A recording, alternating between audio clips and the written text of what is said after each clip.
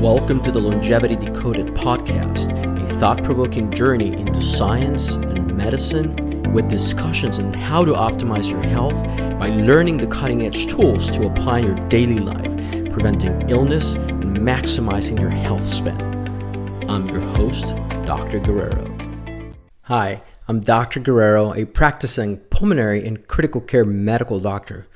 I had the privilege to study at Georgetown University and later further my studies at Harvard Medical School. Although my experiences at those institutions really gave me a lot of perspective on medicine and science, all the opinions and views on this podcast are entirely my own. Today's episode is a really fascinating one. We're going to delve deep into dopamine.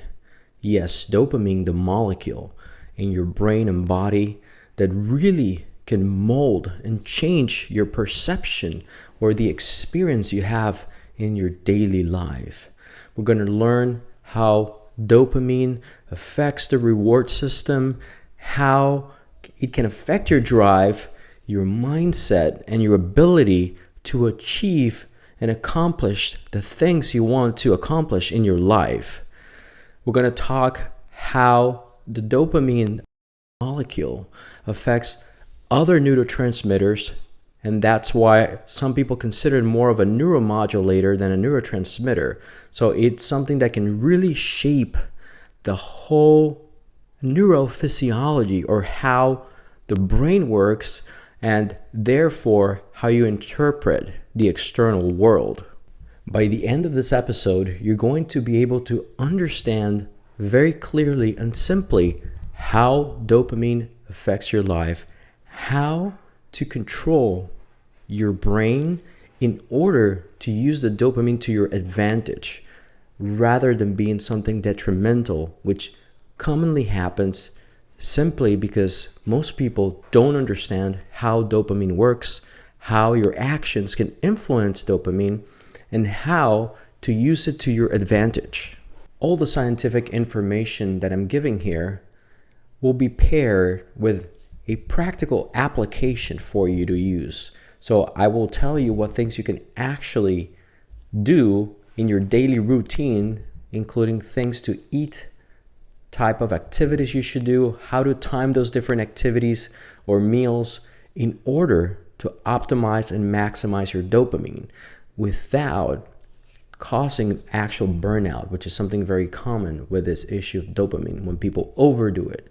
So we're going to talk about the different strategies that you can apply to your daily life to be able to get to that perfect window of dopamine in your system, especially in your brain, in order to function the best way possible in terms of your mental capacity, your exercise capacity, and beyond. Also, I'm going to make sure that even though I'm going to present the data as it is, or the science as it is, and how I apply this in the hospital, especially in the intensive care unit, I'm going to at the same time make sure that this is simple enough that you're not more confused at the end of the episode. You're going to come out with a very clear understanding of this, and again, how to apply it to your daily routine. So let's start with the basics. What is dopamine? Okay, dopamine, most people understand is some molecule in the brain, and some people go beyond a little bit more and understand that it has something to do with the reward system.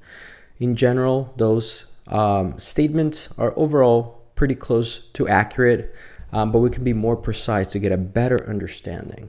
So dopamine is a molecule that is found in your brain, but also in your peripheral nervous system. So remember, the brain and the spinal cord is what they call the central nervous system, and then all the nerves that come out of the skull into the body, the chest, abdomen, the kidneys, etc. Those, and also your muscles, of course, Those are considered part of the peripheral, meaning like in the outside, peripheral nervous system.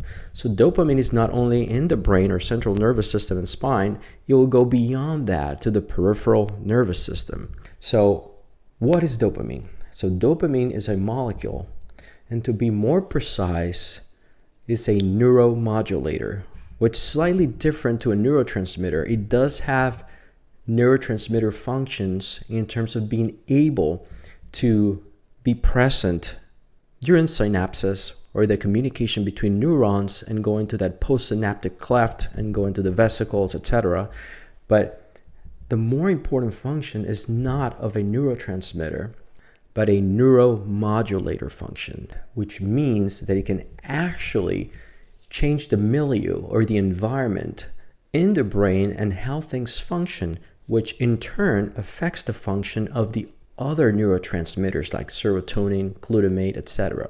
So as a neuromodulator, that's how it can influence so many things in the brain, and that's why I said at the beginning that it can mold your experience, because it changes so many other things by influencing, again, the medium where the other neurotransmitters are working. How does the body create this molecule dopamine? Where does it come from? Okay, let's get into the biochemistry. Again, I'm gonna give you different names. Just hang in there with me. I'm gonna make it simple. You don't have to remember all the words specifically. I'm gonna make it simple. So basically, and this part is interesting, you cannot take in dopamine externally because it does not readily, incredibly, cross the blood-brain barrier on its own. It has to be in a form of a different molecule, and that molecule is known as L-DOPA. That's capital L-DOPA, D-O-P-A in capitals. That's the way it's typically written in textbooks. So the L-DOPA is the main precursor that can be converted directly into dopamine, and that one can cross the blood-brain barrier. Now, where do you get L-DOPA from? How do you get the L-DOPA? Again, pharmaceuticals, or more commonly, you have to get it from the conversion of an amino acid known as tyrosine. Tyrosine, and I will go deeper into this in terms of what you can take externally to get tyrosine, the amino acid. But one quick one will be cheese and turkey for the cheese, especially Parmesan, but it's found in the other cheeses. So once you take into the gastrointestinal tract, you will go into your body, and then tyrosine will be converted into L-DOPA. Now, once you have the dopamine, how do neurons communicate with each other with this dopamine? So I'm going to explain it very simply. When you have the dopamine in the neuron, again, the neuron is the primary cell in your nervous system.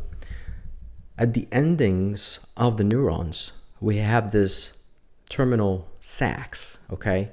So it's little protrusions at the end, and then the dopamine gets packaged in what they call vesicles, sort of like little bubbles, where the dopamine gets incorporated by a special transporter. Once the neuron is stimulated by something, like let's say an external environment. In the case of dopamine, it could be something rewarding. So that's just to give an example. You're thinking about that ice cream that you've been talking about the whole day. So you start thinking about the ice cream again. I want to get that ice cream. That gets that neuron stimulated, okay? And this is even before getting the ice cream, which is very potent, even the stimulus before getting it. And we'll get into this later on in terms of the psychological experience of this. But what's happening in your neurons is that, again, at the ending of the neuron, you have the sac. Inside the sac, you have the neurotransmitter or neuromodulator, dopamine. That dopamine, via transporter, is put into little tiny little bubbles called vesicles.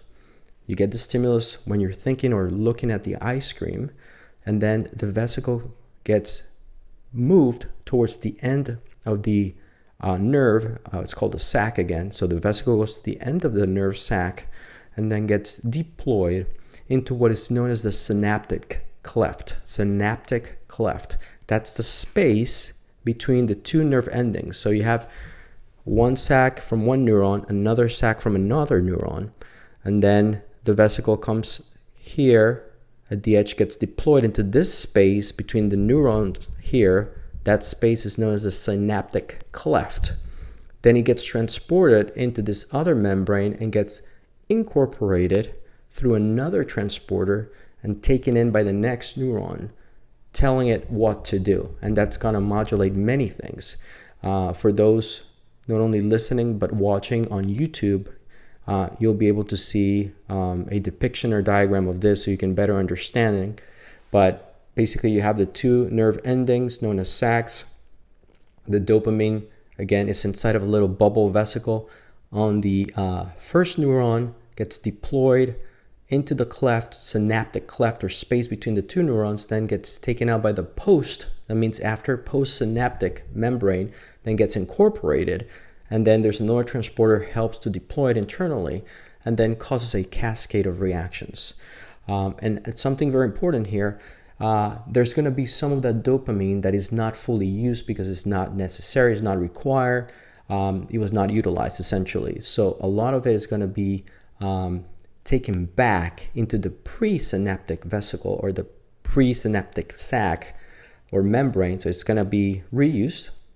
And a key molecule there or enzyme that helps make that happen is known as the monoamine oxidase.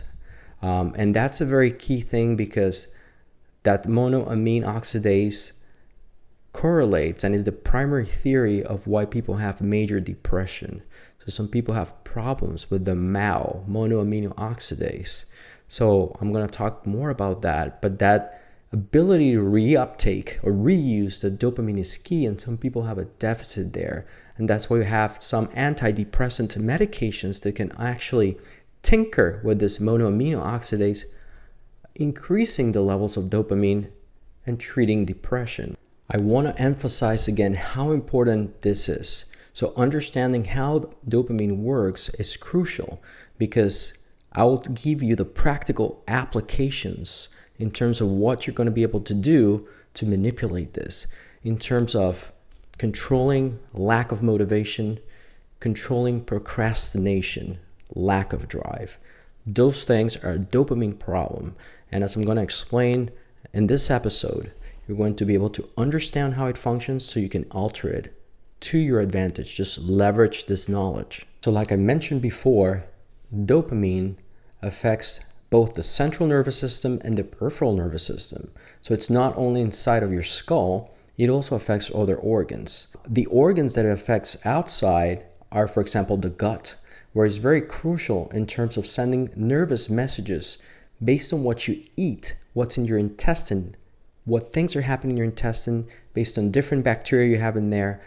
Dopamine is a crucial neuromodulator that's going to take that data and send it back up to the brain, and is going to change actually brain function. So it is very important in the gut. And just very briefly, it is very important as well in the kidneys, and we use this in the intensive care unit. I use this every time. It modulates the amount of blood flow into the kidneys.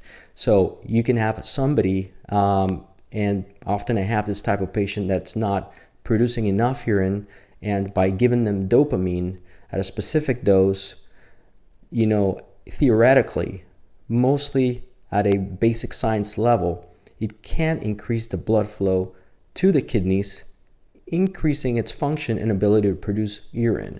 So it has a medical application there. Now, I'm not going to get into all the evidence-based and the subsequent studies, randomized controlled studies on this, that just to be clear, it didn't show that that effect was robust enough, and that's why not every doctor is using dopamine to increase the renal function like it was initially described. But it does have an effect on the blood flow. Now, the most important effect still remains inside of your skull, in the brain. So let's get into the specific neuroanatomy and neurophysiology, meaning more specifically all the circuits where dopamine works and how that affects your ability to think, to function, to be motivated, and get rid of procrastination. So there's 5 main circuits or neurocircuits where dopamine works, and each one has a specific importance and a way for you to understand to be able to modify them. So let's start with the first circuit, the NigroStriatal circuit. Don't worry about the wording, but you can remember some of it. NigroStriatal. Nigro means black. So essentially is this area in the brainstem, which is in the back of your brain here, specifically in the midbrain. Again, that's part of the brainstem. Midbrain, also known more scientifically speaking as the mesencephalon. That means the middle. And there's two spots there, so to speak, where there's a lot of neuromelanin. Neuromelanin is a pigment of the central nervous system. So those two areas there in the midbrain are full of that neuromelanin. So it gives it a dark appearance. So if I were to slice, and they found this post-mortem way back when, and you look at the brain, actually just grossly, with your eyes without a microscope, you'll see that area of the midbrain that has two dark areas. Those dark areas are the neuromelanin areas, and those neurons there are full of dopamine, okay? So that dopamine, it's released from the substantia nigra. Again, that means black substance in Latin. Substantia nigra, black substance. The substantia nigra in the midbrain will release the dopamine, and it will go into another structure known as the striatum. The striatum is a neuroanatomical structure which is involved in the control of motor function or muscular function, specifically in the control of when to move and how to control the movement so it stops. And this is the pathway that's affected in Parkinson's disease. So it's a motor-related dopamine effect. So that's one of the key parts to understand. And that's why we have medications. What happens in Parkinson's disease is that there's a deficit of the substantia nigra. You don't have enough. You get atrophy of that area. And therefore, you don't have enough dopamine. And that's why the treatment for Parkinson's disease is giving them L-DOPA, L-DOPA, instead of dopamine. Interestingly, again, that's something that's really mind-blowing. The dopamine, you cannot take dopamine because it will not cross the BBB, the blood-brain barrier. So you have to take L-DOPA. I guess you can take tyrosine, but in this patient, it can be very severe. So you want to jump that step and go straight to L-DOPA externally. So that's key to understand that dopamine has an effect on your motor function. The second neural circuit, very important. This circuit is known as the Meso-Limbic circuit. This one is crucial because this is the one that is most closely linked with addictive behavior, and more specifically why addicts of whatever the substance is or the activity avidly seek that substance or behavior again is because of this circuit. That's what pushes them even to crime, to be able to get a hold of that substance. So that's how important this circuit is. So the Meso-Limbic circuit refers to the following. Meso means mesencephalon or midbrain, which again is part of your brainstem. It's more in the upper part of the brainstem, on top of the pons, which is another part of the brainstem, and below the diencephalon, which is the area where you have the hypothalamus and the thalamus. So this mesencephalon has a key structure there known as the ventral tegmental area, or VTA. Ventral tegmental area in the mesencephalon sends projections mainly to two structures. One is to the nucleus accumbens, or NA. Nucleus accumbens, don't worry about the specific Latin name, but the nucleus accumbens is placed more in the forebrain or forefront part of the brain in the preoptic area in front of the hypothalamus. So there are projections from the mesencephalon to the from the VTA, ventral tegmental area, to the nucleus accumbens, and then also there's fibers from the VTA to the hypothalamus. The hypothalamus again is in the diencephalon on top of the mesencephalon, and the hypothalamus is in charge of very basic functions. Again, control of temperature, control of sex drive, control of appetite, and more. And this is a very basic function, and there's fibers projecting between the VTA to the hypothalamus and vice versa. And that's how you get that cycle where the addict is being told very instinctively, so to speak, in a very basic levels from the hypothalamus into the mesencephalon to tell the addict, go get the substance, get more of that you like. So this is a very crucial neural circuit that we need to understand when it comes to addiction. Now, the third pathway or neural circuit is known as the Meso-Cortical. So remember, the last one was the Meso-Limbic. Limbic is more of the primitive brain.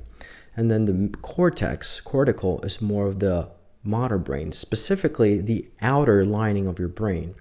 But in this case, in this third circuit, known as the Meso-Cortical circuit, the cortex specifically, we're talking about the prefrontal cortex, so in the frontal lobe here at the front, but a very specific area on the prefrontal cortex. The prefrontal cortex is in charge of planning and executive thinking. So why is this very important? Well, this is one of the circuits that you can actually hack and tackle, because it's very important, because this one is a more conscious part of this dopamine system. Remember, the Meso-Limbic system is a very basic thing that automatically happens, or primitive thing. You cannot control that much. But the Meso-Cortical circuit, it's something you could potentially force yourself to manipulate that. So the fibers that go from the mesencephalon, again the VTA and the nucleus accumbens, project to the prefrontal cortex and then send some messages. Let's say, for example, it can send the messages saying, with dopamine, saying, I want more of that drug, which it could be a bad drug, for example, cocaine, which raises your dopamine levels quite a bit, or methamphetamines, for example. So it can send a message there, and then the prefrontal cortex is something that is the executive decision maker. So at that point, you could consciously, not easy, but you could consciously try to control and suppress those messages just by simply saying to yourself, no, that's not good for me. I'm not going to do that. So there's a lot of nuances there. Is your prefrontal cortex pretty strong? You know, there's ways to improve that, including genetics, which you can't at this point at least.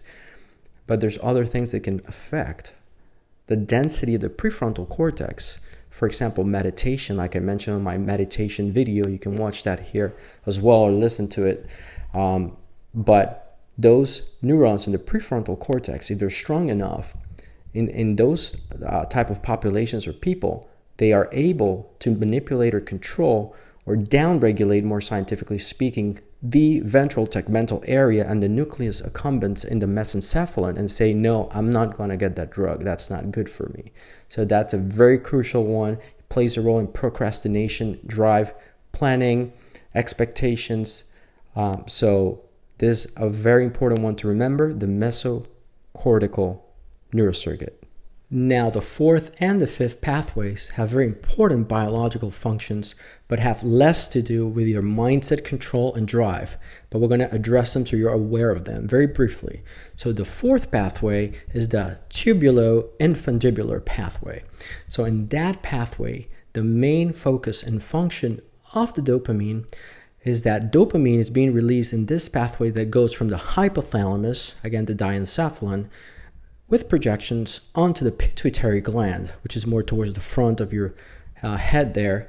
So the dopamine will go to the pituitary gland to regulate primarily the release of prolactin by inhibiting or blocking prolactin. The pituitary gland produces multiple hormones, and the prolactin hormone is one that can basically affect a lot of the hormones, mainly downregulating testosterone and estrogen, and it leads very importantly to the production of breast milk. The other hormones, although not affected by dopamine, just to make you aware, that are produced in the pituitary gland, very importantly, are LH, or luteinizing hormone, that goes to the Leydig cells in the testicles for production of testosterone. And then you have the FSH that goes to the ovaries and affects their function as well. There's also ACTH, or adrenocorticotropin hormone, that secretes ultimately or triggers the adrenal glands to secrete cortisol, etc. So remember, this is the fourth pathway for dopamine, where it blocks prolactin. It's called the tubuloinfundibular, again going from the hypothalamus to the pituitary gland. Then the fifth one, which is very interesting, is the retinal internal pathways that communicate with the brain, where dopamine has a neuromodulation effect on how your ability or your acuity of vision adapts to light or dark. So let's say when the sun comes out or at dawn. So dopamine helps those photoreceptors, which is what your retina has, which is at the back of the eye, remember? And then that connects to the optic nerve that goes into the actual brain. So the retina is an actual projection of the central nervous system. And the dopamine will help the eye adjust the vision during the switching of darkness to light or light to darkness. Again, those last two pathways are not directly related to mindset, but I just want to be thorough with you so you know everything related to dopamine. Now, let's talk about a very important concept, and that's the basic knowledge that there's peaks when the dopamine level goes up, maxes out, depending on what the stimulus was, it's going to go higher or lower, but you have a peak and then you have a baseline. The baseline is how you're typically running, and that's a genetically predetermined factor or level that you're going to have. It's not going to be the same between people. That's why you see people that are, assuming nobody's taking any drugs, if you take a group of people like that, you're going to see people that are more constantly, or their basic mode is being very cheerful, happy, intense in conversation. They seem like they're enjoying themselves quite a bit. And there's some other people that run a lower dopamine. They might be more silent, less active. Now there's other factors, sort of like personality and things like that. But in general, the point here is that not everyone has the same baseline, basic dopamine pulse or level. So we have a third thing called a trough. A trough is when the level drops below the baseline, okay? And that typically triggers the brain through the circuits I mentioned before to make you want to chase whatever stimulus you like the most. It's very personal. There's some basic things that humans like, so it could be food, sex, etc. But it'll make you want to go fetch that dopamine because you went into that trough phase where you dropped below the baseline. So again, we have a peak. So there's a stimulus, the ice cream. You get excited, your brain gets excited about that. Dopamine levels go up. You hit the peak. And then depending on the stimulus, then the levels are going to start to go down into back to your baseline. But many times, especially if it was a very, very strong stimulus, something, let's give an example, cocaine. So with cocaine, you're going to have a very fast spike, very quick peak. That's going to deplete a lot of your dopamine reserves, okay? You only have so much dopamine. And then that's going to drop back quickly, and you're going to go below the baseline into a trough. And that's why when somebody does something like cocaine, for example, they always go into a trough. So they end up lower than how they started. So they're going to crave even more the cocaine, and they'll need actually a higher dose because remember, they're going below their baseline. So if they took X grams, now they're going to need X grams plus 20% more to be able to hit the similar peak as they did before. This brings us to a very important thing to understand. The way your dopamine is triggered, the way your dopamine is raised, how fast it peaks, it is crucial for this loop of addiction, okay, or the phenomenon of being addicted. So anything you take in or make that dopamine rise so fast and high, for example, again, cocaine, where you can do multiples of raise from the baseline. When that happens, it's going to be quick and you're going to drop really bad. Definitely a deep trough below baseline, and you're going to feel terrible. You have to go get more cocaine at a higher dose to compensate. Again, this could be ice cream we're talking about. It could be methamphetamines, cocaine, addiction to pornography, other things that will make that dopamine rise super fast. It's going to drop really badly. So it is important to understand that that's the key, how quickly you go up to that peak. To give you an example of something that will more naturally raise your dopamine in a more sustainable way, and actually there's a practical application you can use in order to, let's say, physiologically or more naturally raise your dopamine levels without causing addiction at all, and actually for free. So this is a key practical application for you. cold exposure. So if you expose yourself to cold temperature, and there's different studies about this, but the general concept, and they've shown this, if you expose yourself intentionally to, could be, a cryotherapy chamber, where they use liquid nitrogen that becomes a gas, so you're not in contact with any liquid, and cools you down typically to minus 270 degrees, pretty cold. Or you get into a cold shower, even moderate cold, and you lower your temperature. You're going to have release of norepinephrine and epinephrine, the adrenalines, initially. And then that ultimately, what they've shown in multiple studies now is that you will have a rise in dopamine, but it takes many, many minutes to just gradually start ramping up. And once you hit that peak, which could be 30 minutes or more, then, because it took so long to rise, and it rises quite a bit, okay? It really rivals cocaine, but it doesn't feel like cocaine because it's so gradual. Once you hit that peak, it takes sometimes 3 hours, 4 hours to go all the way back down. And because it was so gradual, most likely you're dropping back just to baseline. So you might not even hit a trough. Or if you go into a trough, it will be a very mild trough and then bump back up to baseline. So that will be something you can apply today. And I'll give you some references in the description to be more precise on how to do this. There's different studies. You can do it again with just a cold shower. It doesn't have to be freezing. Some people go to a cryotherapy spa, and you can do that in 3 minutes actually, because it's so much colder, minus 270 degrees or so. Or you can buy one of those pots that has ice in it, and you can just submerge yourself. Usually it's 10 to 20 minutes, and then come out and you'll get those effects. Again, there's no addiction to this, and you'll get the benefits, again, rivaling something like cocaine. Now, let me give you a real life example so you understand how the peaks and baseline and trough happens in a real world scenario, very common. Let's say I just felt the necessity or just came up with the idea, hey, I want to go eat my favorite ice cream at my favorite ice cream shop. Once I think about it, I get excited. So then at that point, I get a dopamine peak. So we'll go back up. And it'll go up from baseline. So you're starting at your baseline. I think about the ice cream, goes up. And then at that point, then I will start planning. Okay, are they open? Okay, how long is it going to be to get there?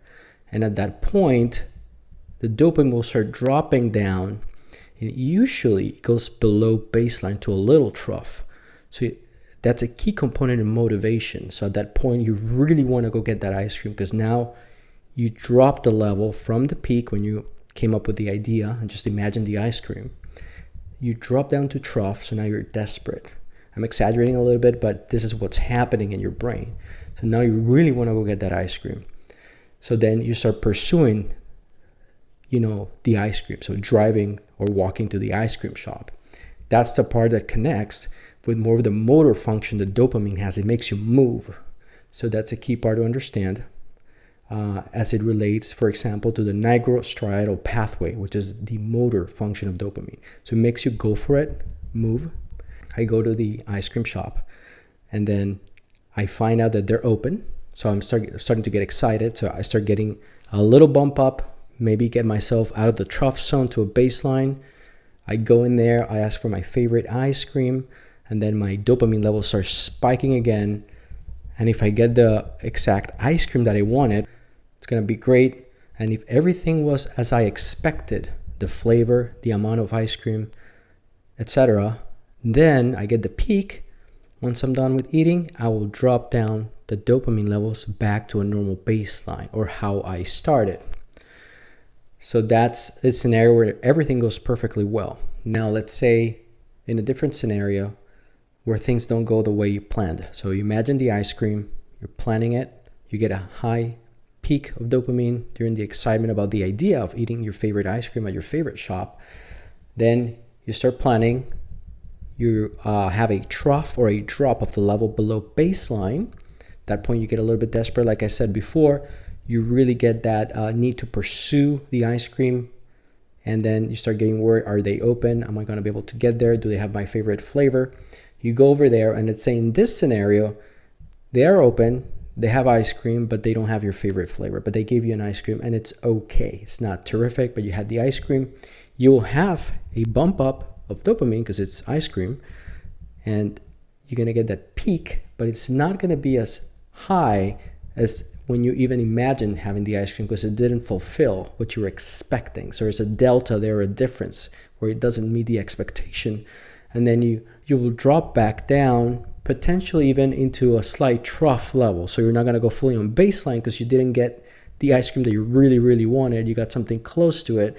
So you might drop your dopamine levels even into a trough, and you might be a little bit in a bad mood for a little while. And then, hopefully in a couple hours you go back, and you should go back to a baseline once more. Now, if you don't get any ice cream at all and you go to the store and they're closed, you might really have an even lower trough on the dopamine, be in a terrible mood, and you will most likely, your brain will make you try to find something to compensate with that. Let's go buy a cake now. Let's go buy something else. And you will have a peak once you get that cake, but it might not be, unless it's really an incredible cake, but it might not be as high because your original expectation was to get your favorite ice cream. So you'll get a peak of dopamine with the cake, but it's not going to be as high as the peak as the one you had when you just imagined your favorite ice cream. So that's important to understand because it goes into the motivation, drive, and reward, and this will help you have an idea of what's happening in your brain, and that way, up to a point, you'll be able to control your impulses once you understand that the prefrontal cortex, that Meso-Cortical pathway that I spoke about before, is the one that we can really control. Because remember, the Meso-Limbic pathway is very automated and basic. You cannot tinker with that directly, but you can alter the prefrontal cortex tract. That one can be manipulated up to a point, depends on your will and other factors of your prefrontal cortex. So understanding the peaks, baseline, troughs, what's going on in your mind, you might be able to tinker with things and be able to control yourself and have a better experience. Just the mere fact that you understand what's happening. Let's say the store was closed, you couldn't get your ice cream. Yes, you're going to drop down the dopamine, but you being aware what's happening can help you find a solution for this or cope with this. If there's no solution at the moment, cope with this in a much better way because you understand what's happening with your biology. Now, it is crucial to understand that while this is happening, meaning all the peaks and baseline and troughs as you pursue in that example of the ice cream, the brain, okay, specifically that Meso-Cortical pathway, is keeping tabs on everything that's required, the steps required to get from the idea of the ice cream to actually getting to the ice cream shop and eating the ice cream. So there's a strong memory link to this where your brain is memorizing and learning all the steps to get to the reward, okay? So it's sort of like a contingency that is required to get to the reward, and your brain will remember this for the next time, and it's ready, it's primed to do this. So why is this relevant? If you understand this concept, you're going to be in an incredible position, okay, to be able to understand addiction very quickly. Why? What happens in the case of addiction? Let's take a very addictive substance like cocaine, for example. In the case of cocaine, what happens? Either through a nasal, snorting it, intravenous or oral, however you're taking the cocaine. Obviously, intravenous will be faster than nasal as it skips the liver of first path metabolism when it goes and they snort it. And then oral will be a little bit slower, it has to go to the liver. But in either of those cases, and most people are snorting it or injecting it, you're going to have an almost immediate bump up or peak of the dopamine. It's literally seconds. So in that case, your Meso-Cortical pathway is going to look for what are the contingencies for me to get high here. And they're not much. It is very short. It's hyper acute or super fast. And it is so fast that the brain really wants that. And it's going to subconsciously discourage you to do more complex tasks. For example, if you're doing cocaine, immediate bump on the dopamine levels, very fast. And then the next day, let's say somebody says, let's go eat some ice cream. Your brain will discourage you to get the ice cream because it'll require more steps.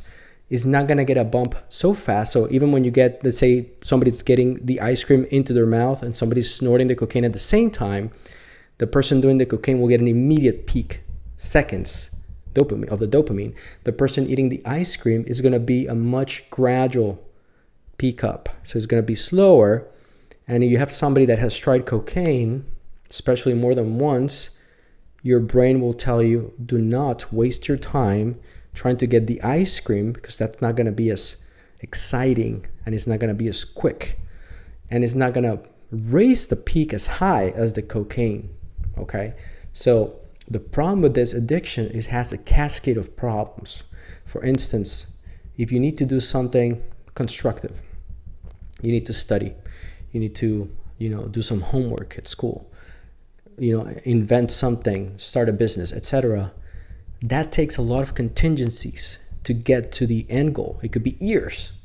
So if it's going to take that long and you're somebody that has tried cocaine, it's going to be extremely hard to have the drive to say, okay, I'm going to go study for 6 years.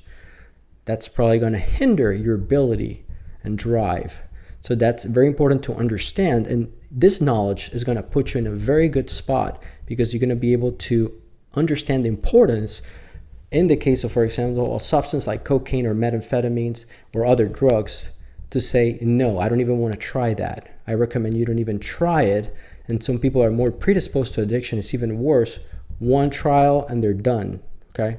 So you having this knowledge now are going to be in a very good position to very clearly educate others and protect yourself and know that trying that is extremely dangerous as it messes up with your dopamine reward system, putting you in a risky, life-threatening situation. Now that you understand the peaks and baseline and how different substances or stimuli change how quickly you peak up with the dopamine, you'll understand the treatment of addiction and how to deal with addiction. I would definitely recommend if you're in a situation of addiction, whatever it is, a substance like cocaine, methamphetamines, heroin, etc., or addiction to video games, pornography, etc., alcohol, to seek the help of a professional, a psychiatrist, somebody specialized in detoxing and addiction. But in general, if you understand this, you can apply it and it will help you as an applicable practical tool that you can use to help yourself or guide yourself through the process and make it more seamless when you seek help for this.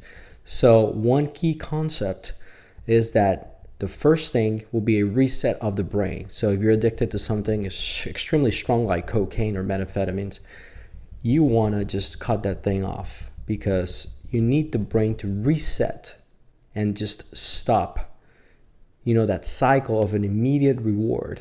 Now, it's a little bit tricky. That's why I recommend professional help, for example, in things like alcohol or even cocaine. If it's done excessively multiple times a day, it might not be safe at all to do it cold turkey or sudden because you can go into withdrawal phase, which in the case, for example, of alcohol, could be lethal. Some people go into a state that I see every day in the intensive care unit as a medical doctor that's called delirium tremens, or excessive delirium, almost like a psychotic event with a lot of trembling and shakiness, and people can have an overt convulsions or seizures, have respiratory failure or breathing failure, and if they're not in the hospital setting, they will die. So be very cautious about this, but the general concept is you want to cut the cycle and make that Meso-Limbic and Meso-Cortical tracks of dopamine sort of reset, and that usually takes about 30 days. So that's the basic concept of how people become addicted to something.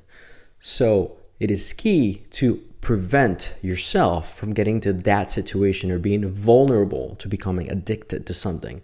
The key for that is to have a normal range in terms of your baseline. I'm talking here just your basic pulse of dopamine. Okay, I'm not talking about how to get peaks, but how can we achieve a normal, constant baseline? So these are the fundamentals. So now that you understand how the addiction physiology or the process happens in your brain, I think it's very important to know, and even more importantly, if possible, to get ahead of the game and just find out and learn how to prevent to be in a vulnerable state where you can become addicted to something. So how do we prevent this? The answer is to achieve constant, normal, or within normal range, baseline dopamine levels. So how do you keep yourself, most of the time, it's okay to have occasional physiologic peaks, but how do you keep a constant good baseline of dopamine?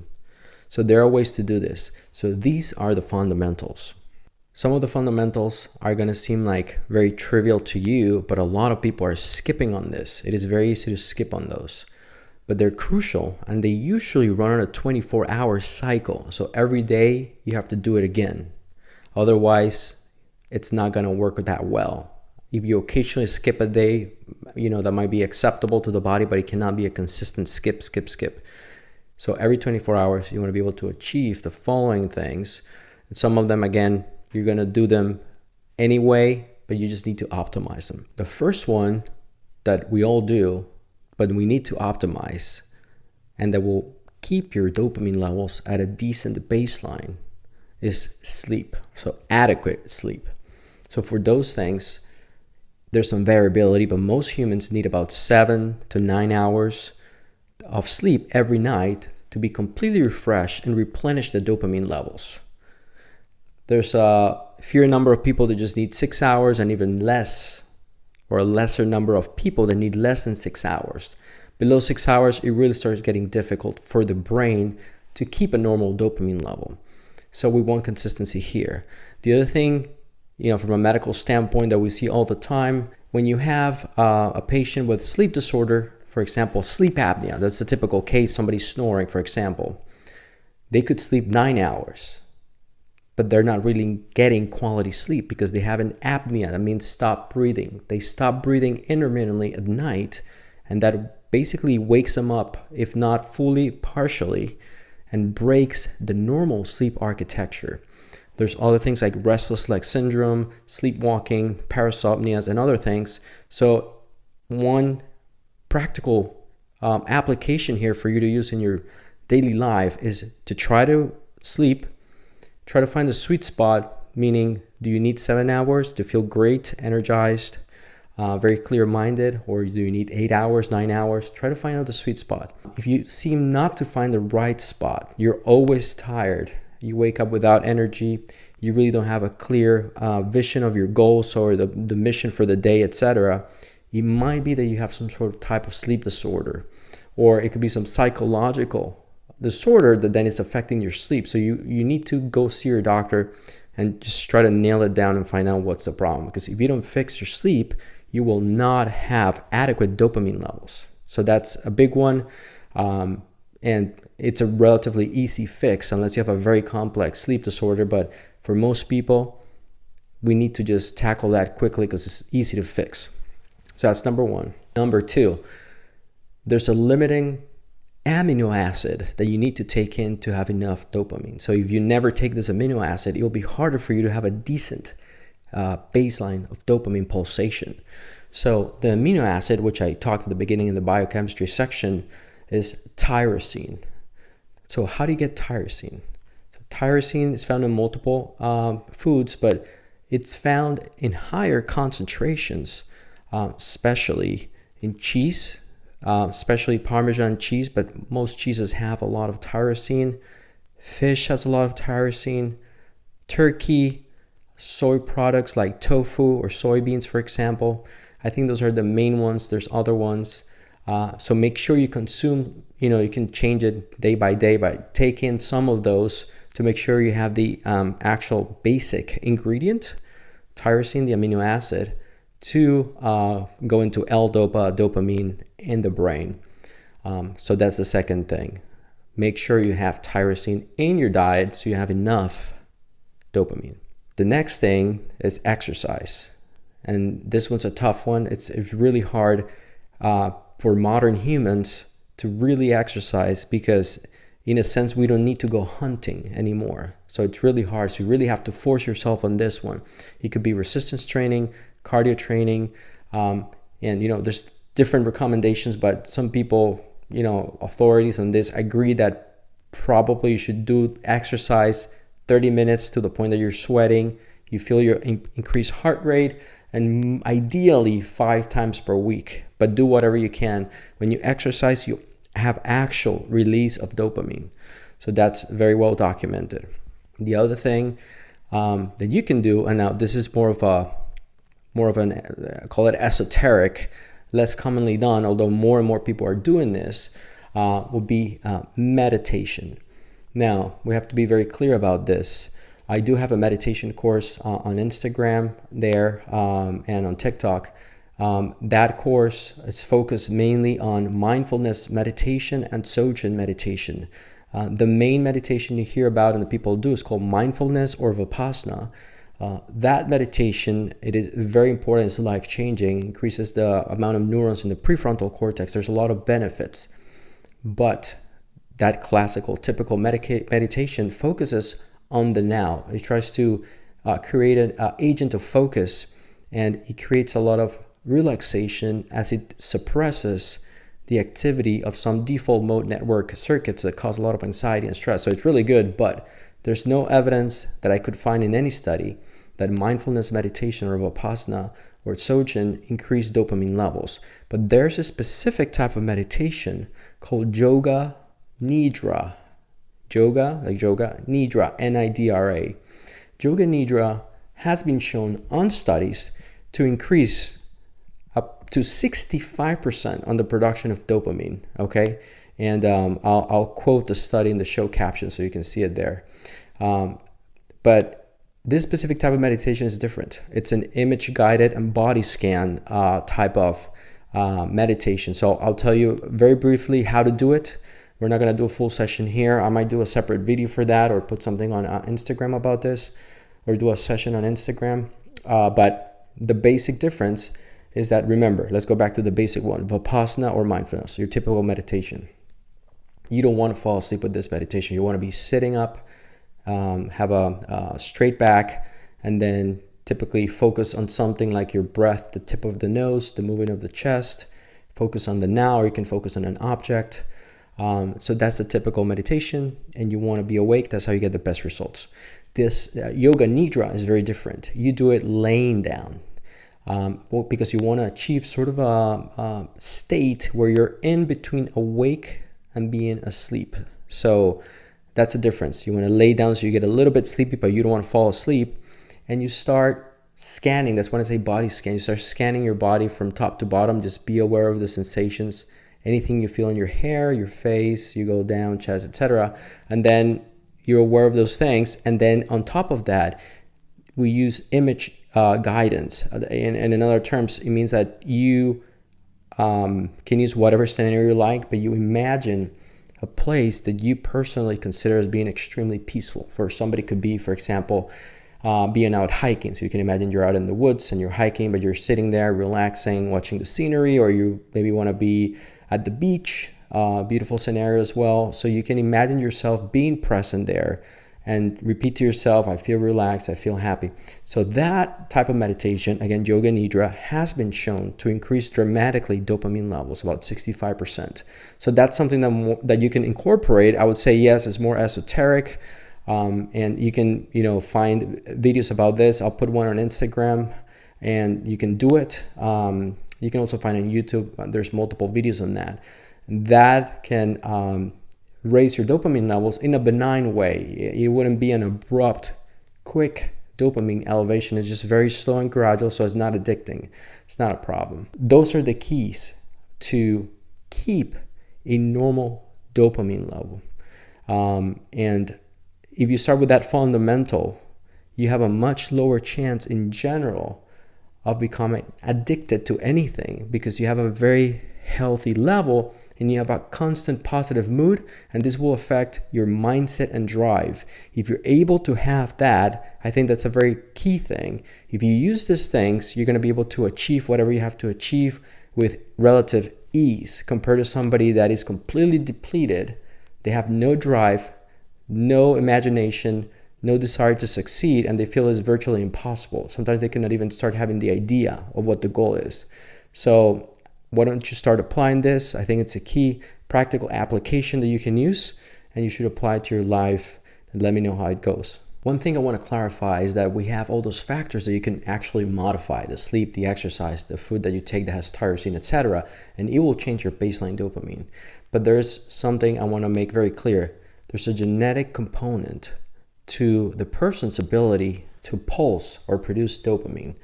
Okay, so there's a genetic variability there.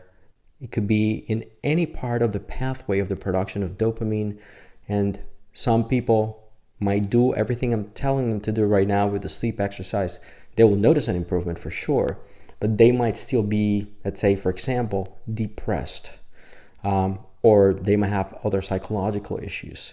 So some people will need medications to get the level of baseline higher. So if you're somebody that's trying all this and tries it for several weeks and sees zero improvement, I would say 100% go see your doctor. Ideally, I would say psychiatrist, and get evaluated and make sure you don't have any underlying psychiatric disorder that might need pharmaceutical intervention, for example, like an antidepressant. Another foundational strategy that it's often overlooked is the key retinal dopaminergic pathway that I mentioned before. That's stimulated or triggered by sunlight or light in general. The more natural way would be obviously sunlight. But for example, night shift workers, they could use artificial light to trigger this dopamine from the retinal pathways. So one simple thing that unfortunately some people don't do, maybe they go to work very early, they wear sunglasses, etc., but it is essential to raise your dopamine levels by looking not directly to the sun, please, but looking outside at an angle, and make sure you get in. Some studies suggest you need about 5 to 10 minutes of exposure to daylight to stimulate a dopamine release trigger from the retinal pathways. If it's overcasted, if it's very cloudy, you might need 10, 20 minutes, but it is key that you get exposed to that light. So that's a good thing that you could do, and just to raise those dopamine levels to a more of a normal baseline. Now, those are the fundamentals. Now, what things can we do to artificially raise the dopamine level?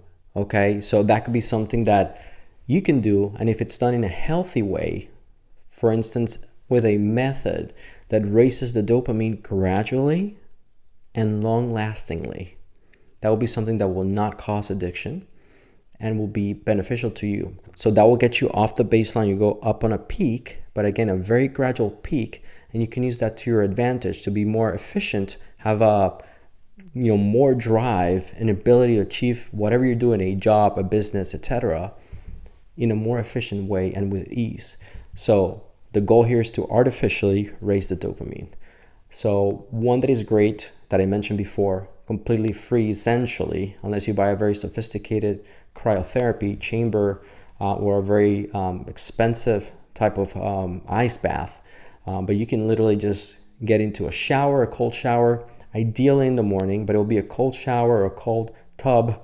Again, if you have access to a cryotherapy machine with liquid nitrogen, you can do that. Just basically put yourself in a cold temperature. What is a cold temperature? There's multiple studies in these, and it varies between 37 Fahrenheit to 55 Fahrenheit. So it doesn't have to be super cool, but enough. I would say let's say the quick and dirty way to do it, because you're not going to put a thermometer most likely there or know the exact temperature. It has to be something that is really triggering the first set of chemicals in your body when you get into a cold exposure. It's called deliberate cold exposure. This will be some temperature where you get in and immediately you start shaking, you really feel like you're shivering. That means the catecholamines, those are typically norepinephrine and epinephrine, also known as adrenaline, that those are triggered. When those are triggered, that's the first, let's say, wave, and then after that, dopamine follows. So if you can achieve that, you don't have to worry about the exact temperature. So deliberate cold exposure is something that you can do to raise those levels, and it's pretty incredible. The amount of dopamine pulsation will raise by 2x, so it's significant. And even better than that, this level of 2x will remain elevated, usually at least an hour, and then sometimes last, in some cases have been documented 4 or 5 hours after that, obviously starting to go down gradually. So it's very gradual, it will energize you, and it's not addicting. Where you might say, I like it, I'll do it tomorrow, but you really are not addicted to it because it's a very gradual thing. Remember, very different to something addicting will be something like methamphetamines or cocaine, where you get a quick spike immediately and a drop immediately really low. That you're going to go into a trough, and then your body will ask for more dopamine quickly, and it knows cocaine is the fastest way, or methamphetamines. So with the cold exposure is going to be very gradual, and it's going to increase your drive, give clarity to your mindset, and also the catecholamines, norepinephrine, epinephrine, will push you forward, energize you to allow you to get things done. So deliberate cold exposure is fantastic because it's really not expensive. Again, it could just be a simple shower where you feel your shiver, you get a little bit cold, that's enough, and you don't have to be there for such a long time. You can literally elicit a response in 30 seconds up to 3 minutes. You don't need that much. And obviously the cooler it is, you can do it faster. So you're in a cryo chamber at minus 270 degrees. Then you can do it in 30 seconds easily. If it's just 55 degrees, you might need 3 minutes for sure.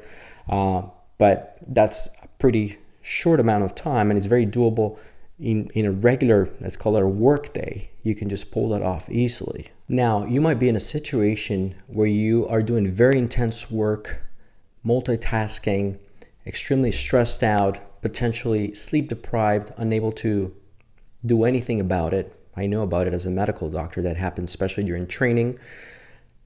Is there anything you can do in a temporary fashion while you're in that difficult phase to artificially raise the dopamine levels, but in a benign way? So that means not using illicit drugs like cocaine and methamphetamines. But is there a way that you can artificially raise that by taking in something?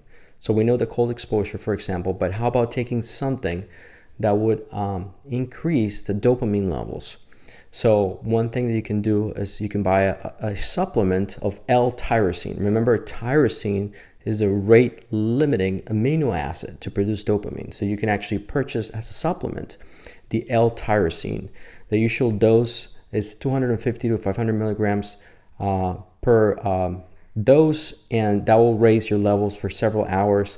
Although this is not going to raise the levels massively, but there's been studies on this, especially in scenarios of multitasking and stress, and it does raise the level significantly, that the person notices that they have a more increased drive or a clearer mind and a stronger mindset to achieve their goals. So that's L-tyrosine. The other thing that you could do is either take fava, F-A-V-A, fava beans, also known as broad beans. That has quite a bit of L-dopa. Remember, L-dopa. That's the chemical which is prior to the dopamine. So you have the tyrosine gets converted into L-dopa to dopamine.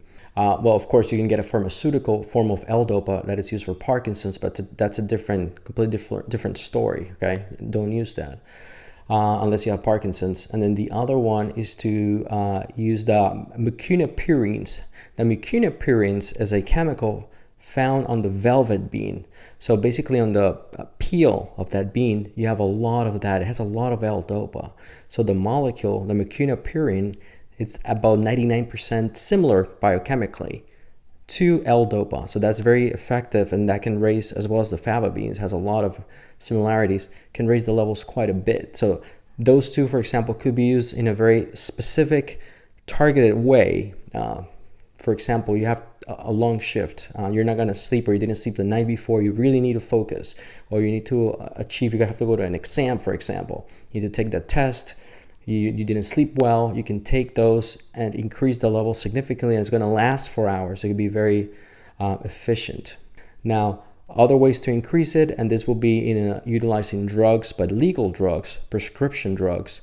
That has to be done with a physician in the right scenario, where somebody has something like ADHD and other similar conditions, where they really need some help to raise that dopamine level for hours. And that will be prescriptions like Ritalin, Adderall, armodafinil or modafinil. That's prescription based for a specific diagnosis. Talk to your doctor about that. Now let's talk about what we really want to know here. What is going to be the take-home point that's going to really change your life? There's something very key here. The question is, okay, all this information is very interesting, all the pathways, tracks, the neurobiology, biochemistry of dopamine, etc. But how can I use this in a practical sense? Okay, so the key thing is how to leverage the knowledge that we just learned today about dopamine. So in what situation would that be crucial? I would say the main use for this is to be able to control or manipulate or biohack, however you want to say it, your mindset and drive, and how to control procrastination. So we all get into this. You know you're procrastinating or you're delaying what you're supposed to do. You know that what you're supposed to do is the right thing to do, but still you just cannot get yourself to do it. And sometimes there's no way around it. But there's ways to tackle this. The first one, I just have to say it because to be thorough, but the first thing that's going to happen that most people go through is that they are procrastinating, and they procrastinate long enough that they get very close to the deadline of whatever they have to do. And we've all done this. And then at that point, your body is going to get stressed out. You're going to release cortisol, norepinephrine, epinephrine. Those hormones are going to get you anxious and moving. And then they're going to make you do what you have to do, even if it's last minute. So that's one way that ultimately, from full pressure or stress or need to do it, that you will get it done at the end. But that's not ideal.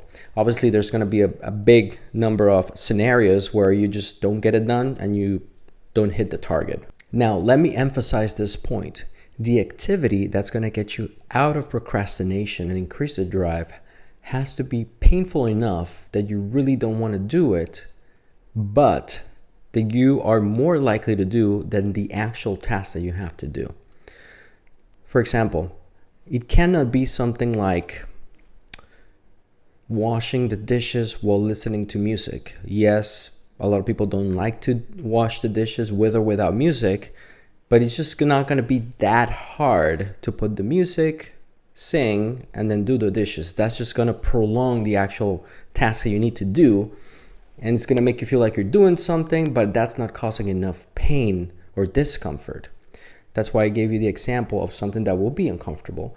If we say, okay, let's jump into a deliberate cold exposure scenario, like a cold shower or a ice tub, something like that. I think the cold shower might be better because it's faster. You don't need any setup. Just jump into the cold water, and it could be, again, 55 degrees. It doesn't have to be that cold. If you do that, that's going to cause immediate release of norepinephrine, epinephrine, just get you activated, so to speak, in simple terms. And then after that, you come out of the shower, you're going to feel the pain that you just felt. And then that's going to make you bounce out of the trough, even though you deepened it first, bounce back up, raise your dopamine baseline, and you'll be surprised how at that point you're going to say, well, I can do the math problem right now. It's not that hard.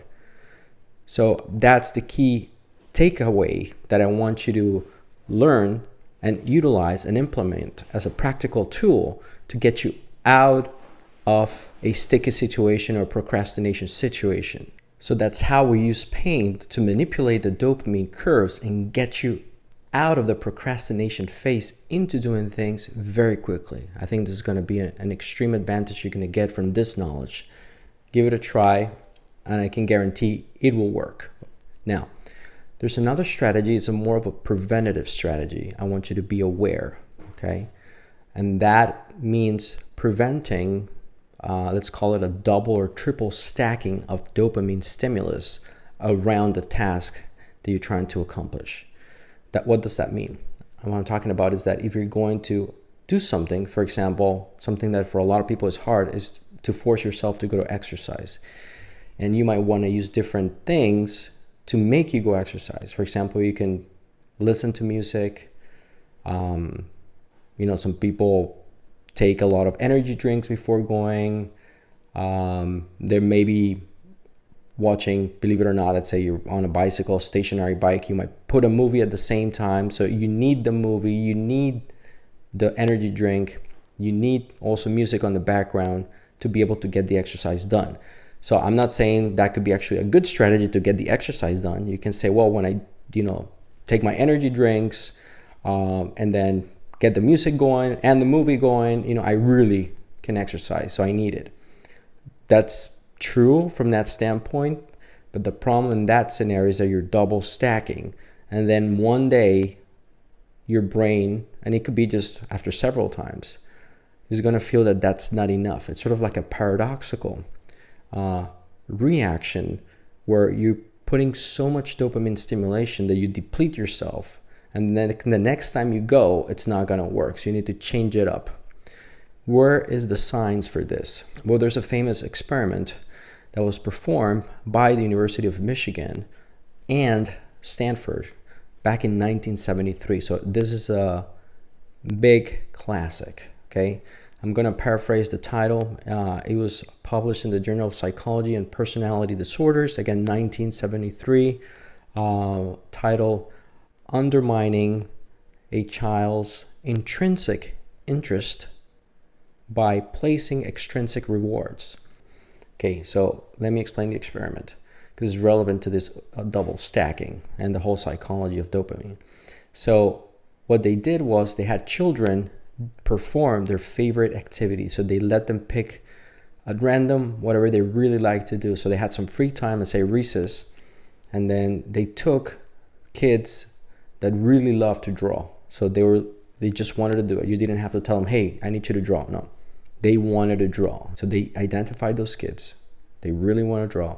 And then they added to that a gold star, a silver star, a big praise every time they finished the drawing. So the kids become more excited. They kept on giving them the stars every time they did the drawing. And then one day in the experiment, they did the drawing, the kids, and then the tester removed the praise, removed the gold stars. And after just once or twice of that, no more stars, a lot of those kids that love to draw, they stopped drawing. So it's a paradoxical where you're over justifying their effort, giving an extrinsic or external reward, which blunts their intrinsic desire, because now the push forward thing, or what pushes or drives them, gets transplanted from their inside desire to do it to the external reward, or the happy face, happy star, or golden star, or just the verbal praise. So that messed them up. So that proved that that's a real psychological theory, and this applies to adults. The point here is that this is applicable to adults and your mindset and drive and how to control it or biohack it, if you may. The thing here is that that's gonna correlate with what I was talking about the overstacking of dopamine or stimuli.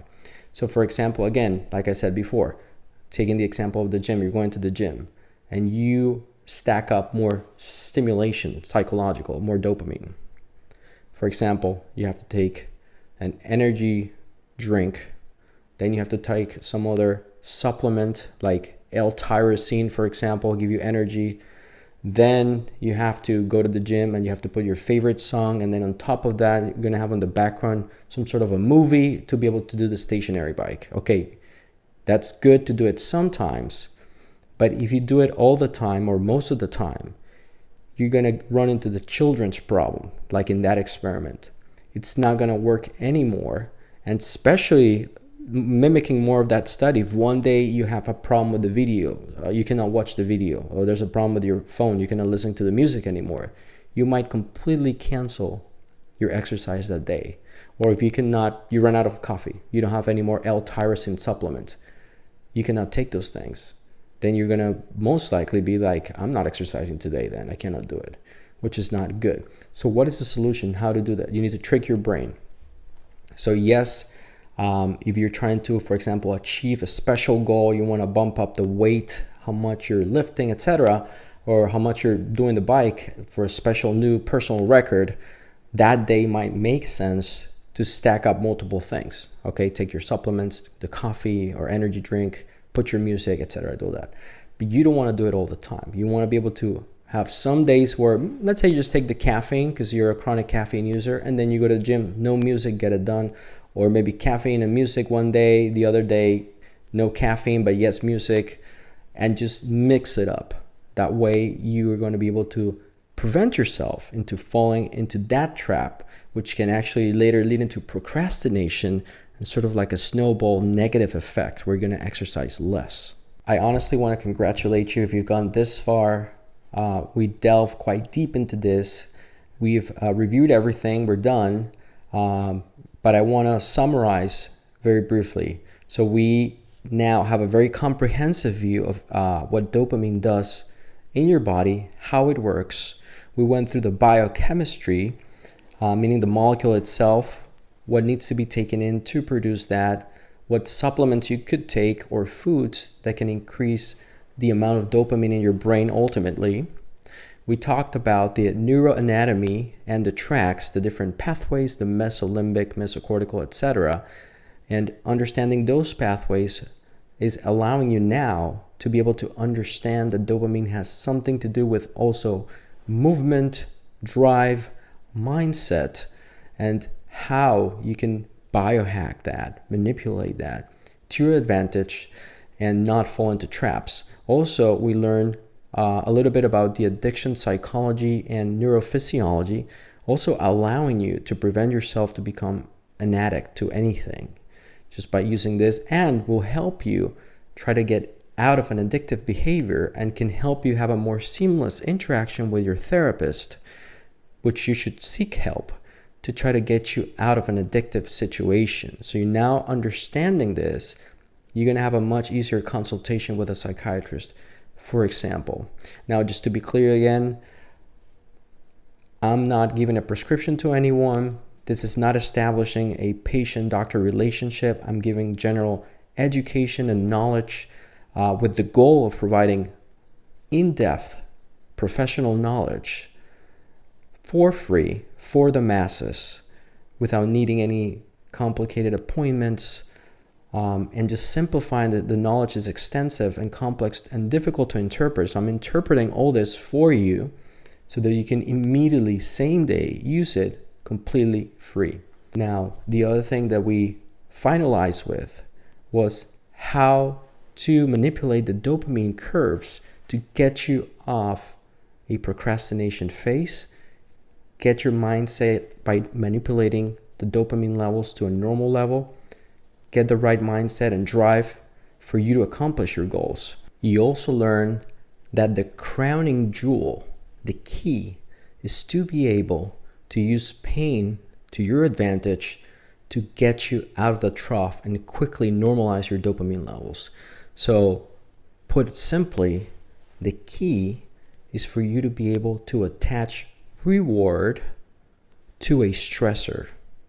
For example, psychologically, you attach a reward from getting into the cold shower.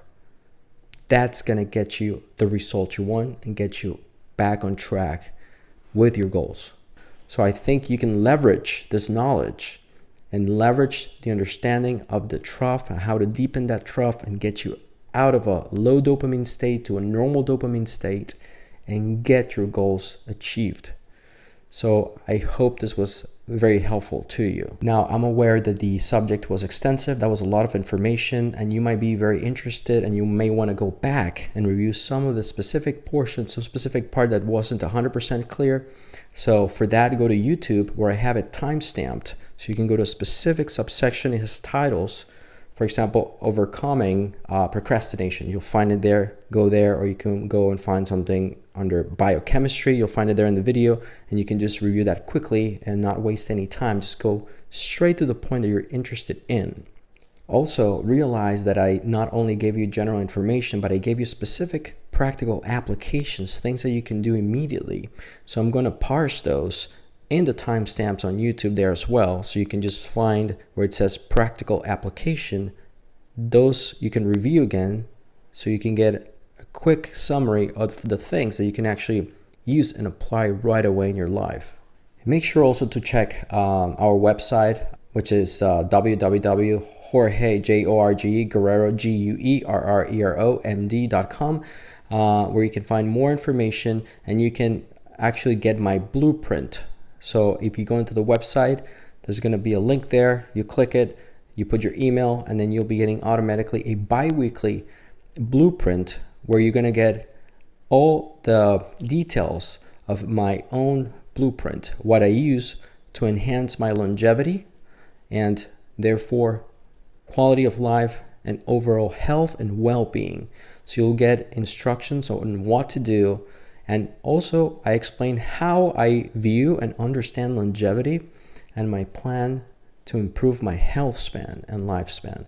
So by putting your email there on my website, you'll be able to get that into your email box bi-weekly and stay on top of the latest news and scientific data on longevity, and also my protocols to improving health span and overall longevity. Please consider supporting the podcast by subscribing to YouTube, to different social medias, Instagram, Twitter, Threads, Facebook, and more. They all have the same handle, which is at Jorge, Jorge Guerrero, Guerrero, MD, at Jorge Guerrero, MD.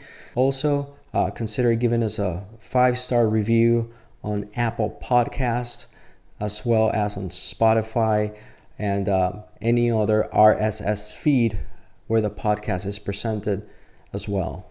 Thanks for joining us today on the podcast on the very fascinating subject of dopamine, and I hope you truly learned a lot.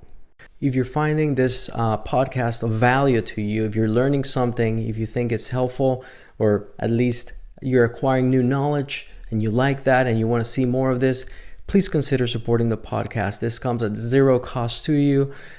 Subscribing, following, putting a positive review on Apple Podcasts or Spotify will be tremendously helpful for the ongoing production of podcasts for you. Thanks for joining me here today, and I hope to see you here back soon on the next episode of the Longevity Decoded podcast. Thanks.